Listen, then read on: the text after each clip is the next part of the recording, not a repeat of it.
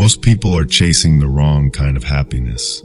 They think peace comes after success, after the job, the house, the recognition. But what if that's the very reason they never find it? What if everything modern society told you about fulfillment, grind harder, achieve more, get ahead, is precisely what's keeping you anxious, dissatisfied, and empty? Here's a confronting truth. You can have the perfect life on paper and still feel completely lost inside. Because peace of mind doesn't come from getting more, it comes from needing less. And clarity isn't found in big breakthroughs. It's hidden in the quiet, daily rituals we've long forgotten. Thousands of years ago, Stoic philosophers like Marcus Aurelius, Epictetus, and Seneca lived in times of war, exile, betrayal, and political chaos. Yet somehow they cultivated unshakable calm, deep clarity, and lasting fulfillment. Not despite the chaos, but through it. How? Not by chasing success, but by practicing something most of us now ignore: intentional simplicity. In this video, we're not going to talk about hacks, hustle, or 10x morning routines. We're going back to the timeless 12 Stoic habits that will challenge everything you thought you knew about happiness and quietly rewire the way you experience life. Because the real battle is not outside you. It's in your habits, your reactions, and how you show up each day. Ready to see what most people overlook? Let's begin. 1. Journaling, a quiet conversation that can save your mind. Have you ever felt like your thoughts were spinning out of control, looping over the same worries, fears, and what-ifs until your chest tightened and your sleep vanished? It's a strange kind of suffering. You're not running, but your mind is exhausted. You're not speaking, but 100 voices are yelling inside your head. This is what it means to be mentally cluttered, like trying to drive with a fogged-up windshield. But here's the good news. There's an ancient practice, as simple as it is powerful, that clears that fog. A practice that Marcus Aurelius, one of the most powerful men in history, used not to conquer others, but to rule himself. That practice is journaling. Now, let's be clear. This isn't about crafting poetic entries or writing what you had for lunch. It's about something much deeper, a daily, honest conversation with yourself. No filters. No audience, no judgment. Marcus Aurelius never meant his writings to be published. What we now call meditations were his private letters to his soul, his reminders to be calm, just, and courageous. He wrote them at dawn, at dusk, between military campaigns and sleepless nights. In his journal, he faced his fears, questioned his ego, and returned to his values. And if a Roman emperor, besieged by war, betrayal, and disease, found peace in journaling, what excuse do we have? Think of journaling like this. Each day, your mind collects dust, worries, comparisons, regrets. Writing is how you wipe the glass clean. It brings order to the chaos, clarity to the confusion, light to the shadows of your inner world. And science, once again, echoes ancient wisdom. Studies show that expressive writing reduces anxiety, boosts emotional regulation, and improves mental health. But beyond science, journaling does something sacred. It returns you to yourself. 5 minutes. That's all it takes.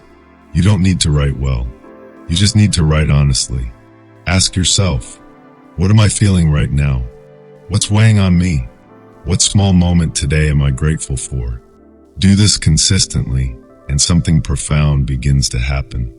You'll start noticing patterns, the fears that no longer scare you, the dreams that keep returning, the wounds that have quietly healed. Your journal becomes your mirror, and over time, that mirror reflects someone clearer, calmer, and more aligned with who they're becoming. In a world addicted to speed, noise, and distraction, this small act, sitting quietly with your thoughts, is nothing short of revolutionary. So here's a thought worth pondering. If you don't pause to listen to yourself, how can you ever expect to be understood by anyone else? Make space, pick up the pen, and begin. Because the most important conversation of your day is the one you have with yourself. 2. Walking, the ancient practice that quietly heals the mind. Have you ever felt trapped, staring at a screen, stuck in a problem you couldn't think your way out of? No matter how hard you try, the solution won't come. You push harder, think deeper, still nothing. And then, almost without thinking, you get up. You walk. No destination, no plan, just movement. And somewhere between one step and the next, the answer appears. It almost feels like magic, but it's not. It's walking. This ordinary act, placing one foot in front of the other, has quietly restored clarity to some of history's greatest minds. Friedrich Nietzsche once said, "All truly great thoughts are conceived while walking." Seneca, the Stoic philosopher, believed walking calmed the soul and brought the mind back into rhythm with nature. But why is something so simple so powerful? Because walking breaks the trance. When we're stuck at a desk or behind glass screens, our minds become tight, tangled, mechanical. Walking resets the system. The repetitive motion, the subtle shifts in environment, the natural rhythm of breath and step. These things invite the mind to soften, to open, to let go of control, and let insight return on its own terms. Modern science confirms what ancient Stoics knew intuitively. Studies show walking boosts creativity, reduces anxiety, improves memory, and even enhances problem-solving skills. But the Stoics didn't need a lab, they had life. And they understood this truth: movement changes perspective. Picture Marcus Aurelius walking through the Roman gardens before dawn. Dust in the air, the weight of empire on his shoulders. And yet, step by step, he found stillness. Not by escaping the world, but by moving through it with presence. Because that's what walking really is, a return to the present moment. No phone, no noise, just your breath, your steps, your senses, and maybe for the first time all day, silence. In Stoicism, this is sacred, to reconnect with what's within your control, your body, your breath, your thoughts. To disengage from the storms of the outside world and remember, clarity doesn't always come from thinking harder. It often comes from letting go. So the next time you feel stuck, overwhelmed, or anxious, don't reach for your phone. Don't force the answer. Instead, stand up, walk out the door, and trust that your steps will lead you not just forward, but inward. Because the mind, like a pond, only becomes clear when it is no longer agitated. 3. Small daily progress, the quiet power that builds a remarkable life. Why do so many people start with fire, but end in frustration? They set bold goals, declare resolutions, chase transformation. And then, 2 weeks in, momentum fades. The gym bag gathers dust. The book stays unread.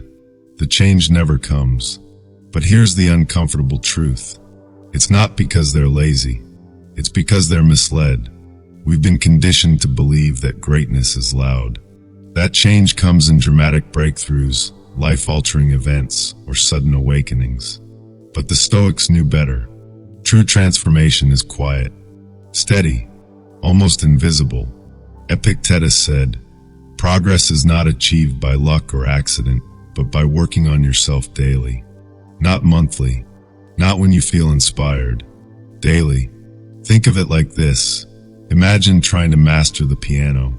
You don't sit for 12 hours once a month and expect to become Mozart. You play for 15 minutes every day.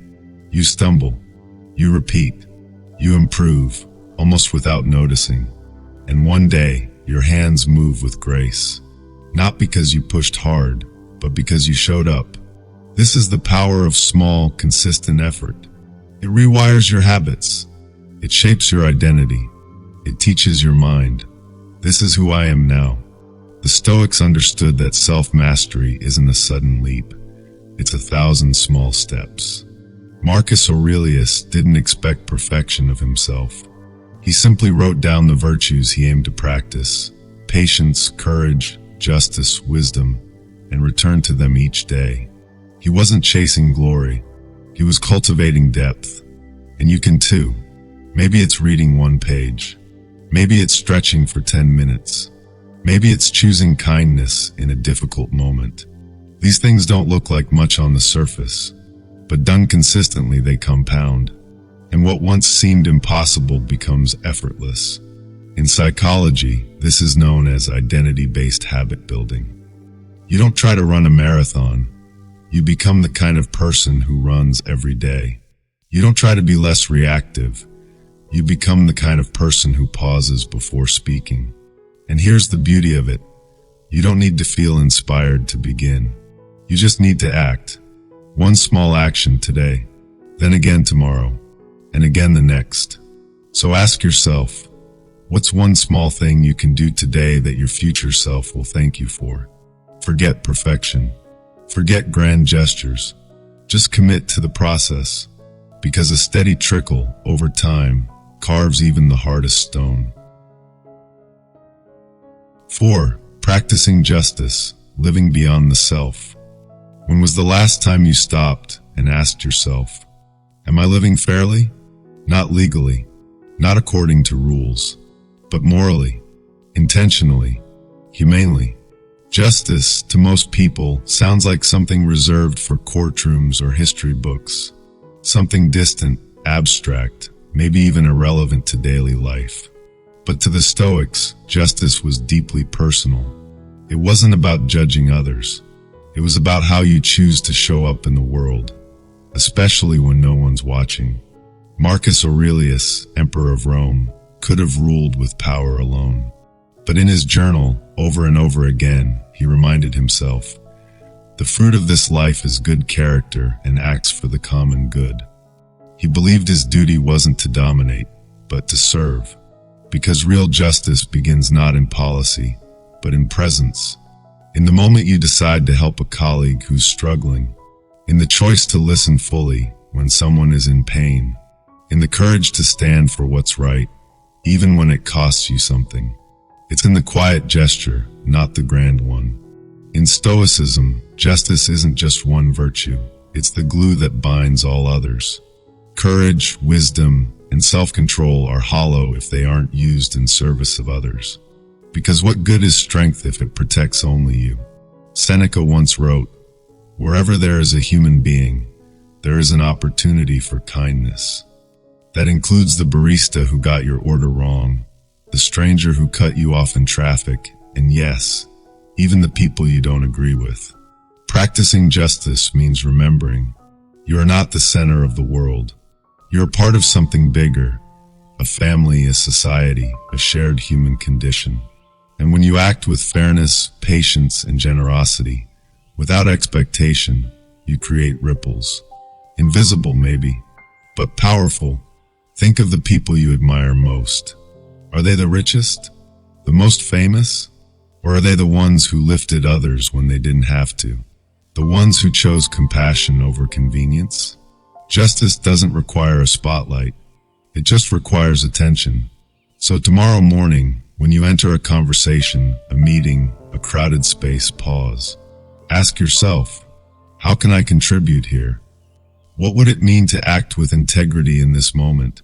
Then do it, quietly, because in a world obsessed with self-promotion, choosing to serve is the most radical act of all. 5.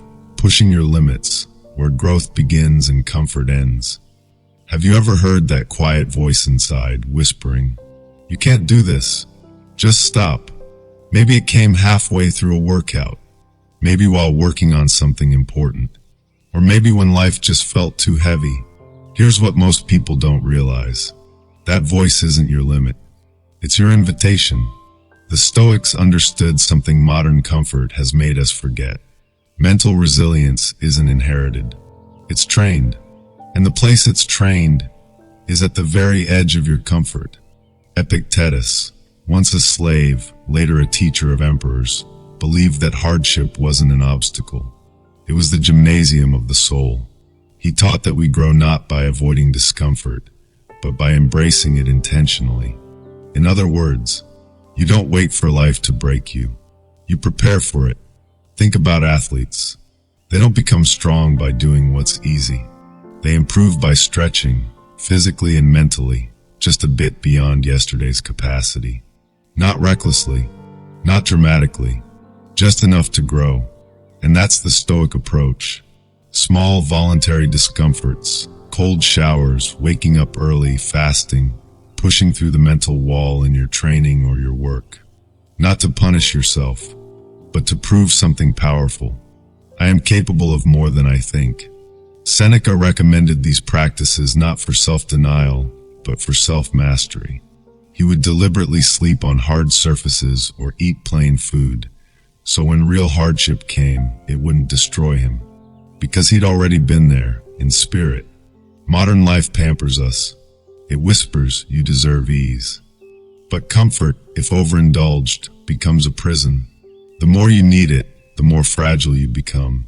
So here's the shift. Start choosing discomfort in small doses. Skip a meal and feel your hunger, not as punishment, but as presence. End your shower cold, not to suffer, but to wake your mind. Speak up when it's hard, not to impress, but to grow. Each act of deliberate discomfort is a vote for who you're becoming. And the truth is, life will test you anyway.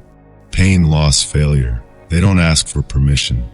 But if you've trained your mind to stretch, if you've learned to breathe through resistance, if you've seen yourself endure discomfort without breaking, then when the real storm comes, you'll meet it not with panic, but with poise. So ask yourself today, where am I holding back because it's hard? And what if I leaned into it just a little on purpose? Because your edge is not your end. It's where your strength begins. 6. Memento Mori, the most honest reminder you'll ever need. Let's be honest. No one likes to think about death. We distract ourselves. We plan for decades ahead. We tell ourselves we have time. But what if remembering death wasn't morbid? What if it was the key to finally living? The Stoics believed it was, and they had a phrase for it, Memento Mori, remember you will die. To most people that sounds dark, but to Marcus Aurelius it was a daily practice. Not to scare himself, but to stay awake, to make better decisions, to cherish the people he loved, to stop wasting time on things that didn't matter. Because when you remember that this could be your last morning, your last conversation, your last chance, suddenly the trivial things lose their power. The argument you were holding on to doesn't seem worth it. The fear of judgment starts to fade. And the beauty of what's in front of you, sunlight, breath, a loved one's voice, becomes almost unbearable in its richness. You begin to feel again. Here's the paradox. It's not death that robs us of life. It's forgetting that we're going to die. When we believe we have endless time, we postpone meaning. I'll start that project someday. I'll say what I really feel later. I'll make time for them soon. But later has a habit of never arriving. The Stoics weren't trying to scare us. They were trying to free us. Seneca wrote, "It's not that life is short, it's that we waste much of it." We treat our hours like they're infinite, scrolling, comparing, regretting, distracting. But Memento Mori snaps you out of that fog. It says, what if today is the only day you get? How would you live it? Not with urgency fueled by panic, but with presence guided by purpose. You'd probably forgive faster, speak more kindly, take more risks that matter, and fewer that don't. You'd stop waiting to be ready. Because the truth is, none of us are, and none of us know how much time we really have. So place a subtle reminder where you'll see it. A quote, a symbol, a calendar prompt. Not to be haunted, but to be humbled. Not to be anxious, but to be awake. Because life becomes richer when you remember it's fleeting. And you become wiser when you stop pretending it's not. So let me ask you this. If this were your last year, your last season, your last sunrise, what would you stop postponing? What would you finally begin? Whatever your answer is, start there, while you still can. 7. Read to remember who you're becoming. There's a quiet transformation that happens when you open a book. No applause, no dopamine rush, just you and an idea that could shift the way you see everything. In an age of endless scrolling and sound bites, deep reading feels almost rebellious. But for the Stoics, it wasn't a luxury. It was a daily necessity, a spiritual exercise, a mirror for the soul. Marcus Aurelius, Emperor of Rome, carved out time to read even while leading a crumbling empire. Not for escape, but to remember what mattered, to humble his ego, to strengthen his moral compass. He knew what we often forget. Wisdom isn't born in a rush. It's cultivated in stillness. Seneca warned against devouring endless books without digesting any. He said, "Be careful lest reading many books cause you to wander. Better to sit with one powerful truth and let it rewire your being than to chase novelty for novelty's sake." And he was right. Think about it. When was the last time a social media post changed your character? But a single line from a timeless book, read at the right moment, can pierce through your defenses and wake you up. Reading is how we remember who we want to become. And not just any reading. Intentional reading. Reflective reading. Not just for knowledge, but for character. Stoic reading is not about collecting information. It's about internalization. About turning words into values. Insights into habits. Ideas into action. It's not how much you read. It's how deeply you let it shape you. 5 pages in the morning. A single quote before bed. A journal reflection after a chapter. Done consistently, these small practices are transformative. Modern psychology agrees. Deep reading builds empathy, strengthens focus, and fosters emotional resilience. Why? Because books slow you down. They force you to sit with nuance, with contradiction, with humanity. They expand your inner world, quietly, powerfully. And in a world that's always shouting at you to go faster, be more, achieve now, reading says, be still, go inward, know yourself. So here's your challenge. Instead of checking your phone first thing tomorrow, pick up something timeless. Seneca, Marcus, a novel that moves your soul, or even a simple passage that makes you pause and feel something real. Ask, what is this teaching me about who I am? How can I live this idea, not just understand it? Because ultimately we become what we consume. And if you feed your mind with wisdom, you build a life rooted in clarity, courage, and compassion. So read, not to escape life, but to return to it sharper, more awake, more you. 8. Philosophy is not a theory. It's how you wake up in the morning. Let me ask you something. When you think of philosophy, what comes to mind? Dusty books, dead men in robes, long-winded arguments about existence? To most people, philosophy sounds like a luxury for scholars. But to the Stoics, it was something else entirely. It was a survival tool, a way of walking through fire and staying whole, a daily discipline, a shield, a mirror, a compass. Epictetus said, "Don't explain your philosophy, embody it." Because here's the truth most self-help gurus won't tell you. What you believe doesn't matter. What you practice does. You say patience is a virtue, but do you hold your tongue when anger rises? You admire courage, but do you speak up when it's inconvenient? You value clarity, but do you sit in silence long enough to hear your own thoughts? That's what the Stoics cared about. Not what you know, but what you do with what you know. Philosophy to them was a living thing. Marcus Aurelius didn't write meditations to impress anyone. He wrote to remind himself, between wars, betrayals, and sleepless nights, how to stay human in an inhuman world.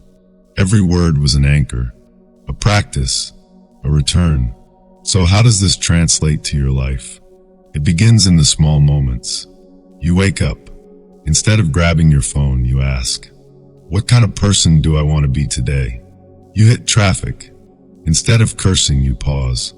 Is this worth losing my peace over? you get criticized. Instead of reacting, you breathe. Is this within my control? These are not trivial choices. They're where character is formed. They're how you build a life of virtue, not by chance, but by conscious design. Philosophy isn't what you do when you have time. It's how you spend your time. It's how you respond when life doesn't go your way. It's how you love, how you lose, how you lead. It's not on the bookshelf. It's in your morning routine. It's in how you answer your child when you're tired. It's in the tone of your email. It's in your silence when silence is hard. So let me ask you, if someone watched you live for a week, would they see your values or just your opinions? That's the Stoic challenge. Not to sound wise, but to become wise by living like it matters, because it does. 9. Voluntary discomfort. The fire you walk through to forge inner strength. Comfort is seductive. It whispers, "You're fine as you are." It promises ease, safety, control. But here's what comfort never tells you. The more you cling to it, the weaker you become. The Stoics knew this long before our era of climate control, instant food, and infinite scrolling. They practiced something we now find almost absurd. They chose discomfort, intentionally, repeatedly. Why? Because they understood this brutal truth. The pain you prepare for won't destroy you. The pain you avoid eventually will. Seneca fasted, not because he had to, but because he wanted to know he could. He wore coarse clothing, not for show, but to detach from vanity. He trained his mind to be comfortable with the uncomfortable, so that when real hardship struck, he wouldn't collapse.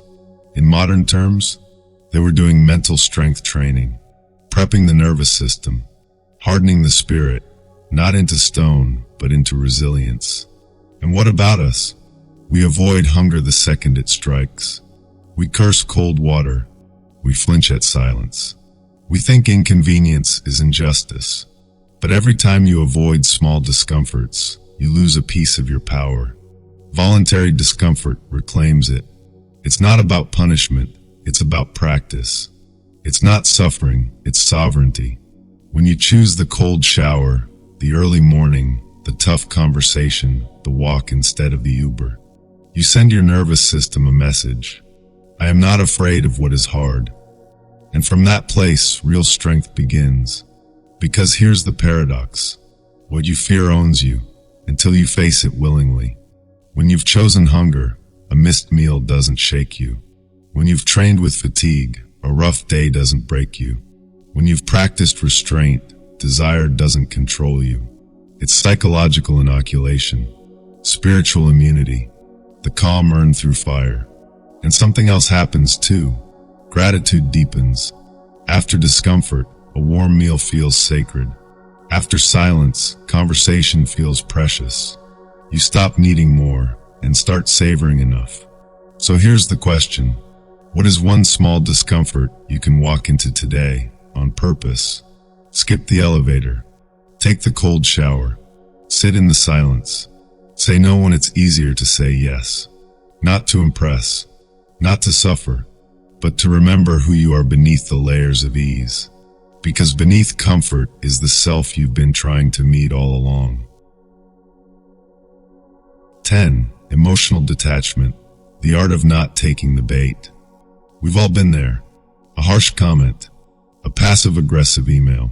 Someone cuts us off, interrupts, disrespects us. And before we even know it, we've snapped. Reaction. Instant. Unfiltered. Unexamined. And just like that, they're in control. Not of the world, but of you. The Stoics saw this moment clearly. The gap between stimulus and response. And they knew your freedom lives in that gap. Epictetus put it plainly. It's not things that disturb us, but our judgments about them. In other words, it's not the event that triggers you. It's the story you attach to it. The ego that says, this is personal. The fear that says, I'm not enough. The pride that says, I must defend myself. But what if you didn't? What if you paused instead? That's emotional detachment. Not numbness. Not suppression. but the ability to witness your emotion without becoming it. It's the split second between feeling and acting, where wisdom lives, where character is chosen. Let's be clear, emotional detachment doesn't mean being cold or robotic. It means being free. Free from knee-jerk reactions. Free from other people's moods. Free from being hijacked by temporary feelings. It's emotional Aikido. You absorb the force and redirect it with intention. Imagine this. Someone criticizes your work. Old you, defensive, flustered, already preparing your counterattack. Detached you breathe. You hear the words without swallowing the poison. You ask, is there something useful here? Is this about me or about them? Do I need to respond at all? That shift changes everything. You stop reacting to life like it's attacking you. You start responding to life like it's asking you to evolve. And with practice, this becomes a superpower. In conflict, you become calm. In chaos, you become clear. In stress, you become sovereign. You're no longer a puppet pulled by invisible strings. You hold the strings now. So here's your daily Stoic practice. When emotion rises, don't trust the first thought. Observe, breathe, question it, then choose. What response would reflect my highest self, not my wounded one? That's not avoidance. That's mastery. Because anyone can scream back. But it takes strength to stay soft, to be still, to respond, not react. 11. Amor, Fati. What if you could love every moment, even this one? Let's face it, life doesn't always play fair. You work hard and still lose the job. You love deeply and still get hurt. You do everything right, and the world still cracks open beneath your feet. And in those moments, a question rises. Why is this happening to me? The Stoics gave us a different question. What if this is happening for me? This is Amor, Fati, the love of fate. Not just acceptance, not resignation, but an active embrace of whatever life brings. It's one of the most radical ideas in Stoic philosophy, and one of the most liberating. Nietzsche called it his formula for greatness. Marcus Aurelius practiced it in the silence of war, betrayal, and grief. He wrote, "A blazing fire makes flame and brightness out of everything that is thrown into it." Amor, Fati is that fire. It means, this too is part of the path. This heartbreak, this delay, this detour. It means seeing every obstacle as fuel, every hardship as a hidden teacher, every unwanted moment as necessary. Sounds impossible, doesn't it? But think back. Haven't some of your most painful chapters shaped you the most? A failure that taught you humility, a loss that made you love more fiercely, a detour that led you somewhere better or deeper. The Stoics didn't wait for hindsight to appreciate these things. They trained themselves to welcome it in real time. Imagine if you could do the same. Instead of asking, "Why me?" you ask, "How can this strengthen me? What virtue is this moment inviting me to practice?" Maybe it's patience, maybe courage, maybe surrender. And little by little, the resistance melts. You stop fighting reality. You stop bargaining with fate, and you start walking beside it with grace. This doesn't mean you become passive. It means you stop wasting energy wishing the storm away, and instead, you become someone who walks through it on purpose. So next time life hands you something unwanted, whisper it, "Amor, Fati," and feel what happens when you stop demanding different circumstances and start becoming a different self. Because when you love your fate, even your wounds become sacred. Even your delays become direction. Even your pain becomes power. 12. Controlling desires. The quiet revolution of wanting less. Look around you. Every screen, every ad, every scroll is whispering the same message. You're not enough until you buy this, achieve that, look like them. And so we chase the next phone, the better job, the bigger home, the perfect image. But here's the bitter truth no one wants to say out loud. The more you chase, the emptier you feel. Because desire is a fire that doesn't go out when fed. It grows. The Stoics saw this clearly.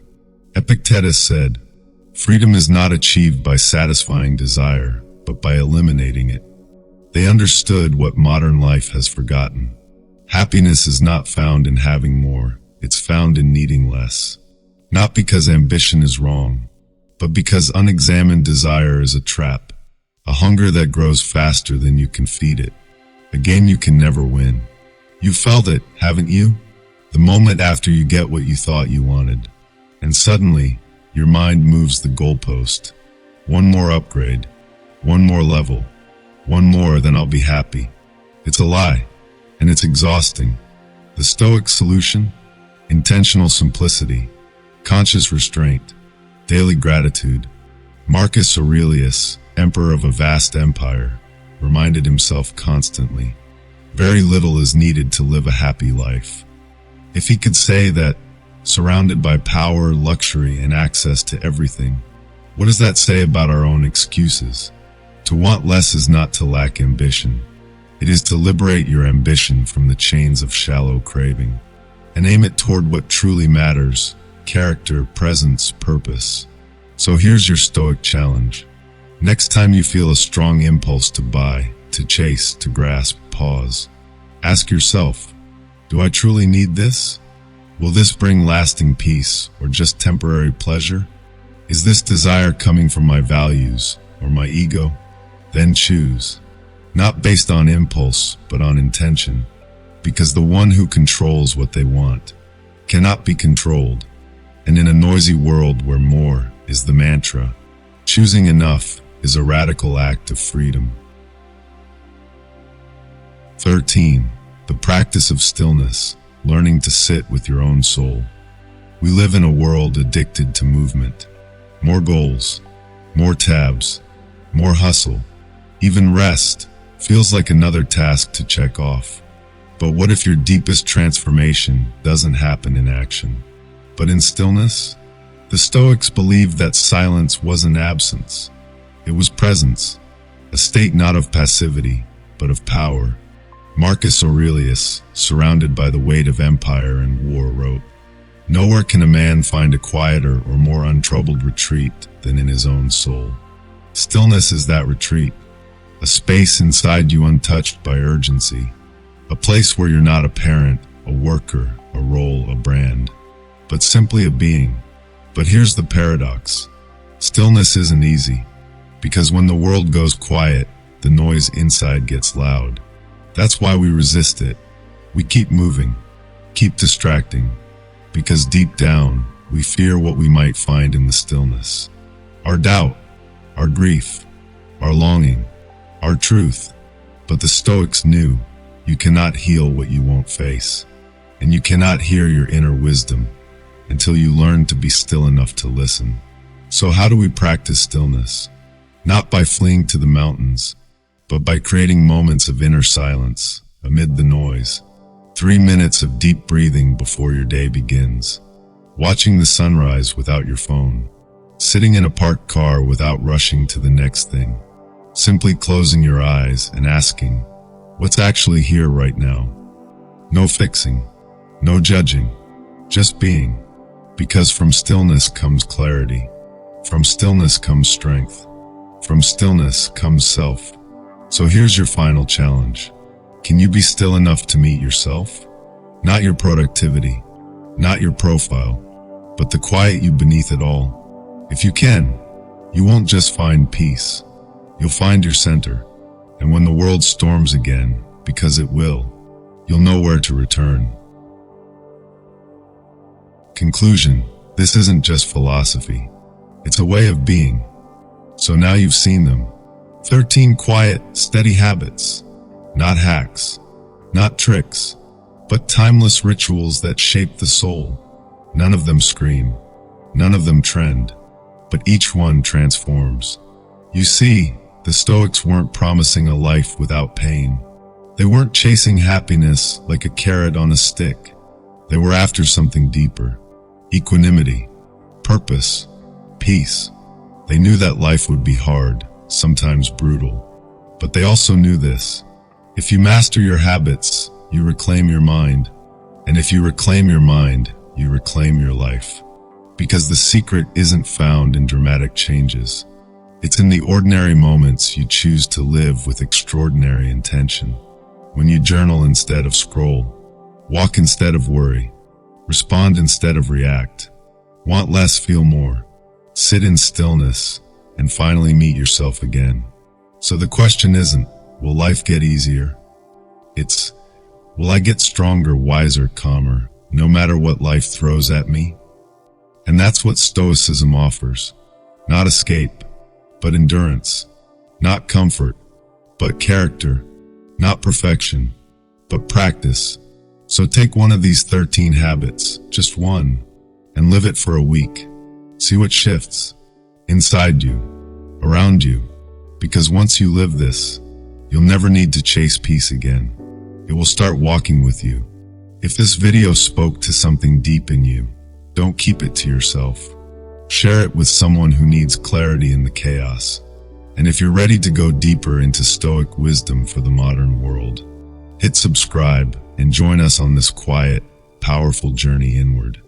Because as Marcus Aurelius said, you have power over your mind, not outside events. Realize this, and you will find strength. Let's walk that truth together.